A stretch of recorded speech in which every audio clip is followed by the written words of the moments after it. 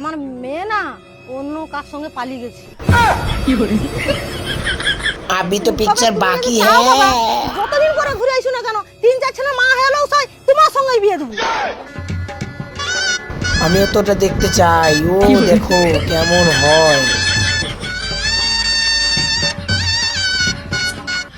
ইরে আমার বিয়ে হলি শালা বিশ্বাসই হয়নি। ই ভাই সাব 3-4 সপ্তাহ আমি ঘুমাইও নি।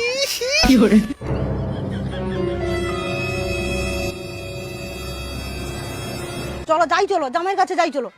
যাও যাও যাও যাও, একদম ঠিক কথা, যাও জানিয়ে আসো, যাও। জামাই বাবা একটা কথা বলবো, কিছু ভাববো নি?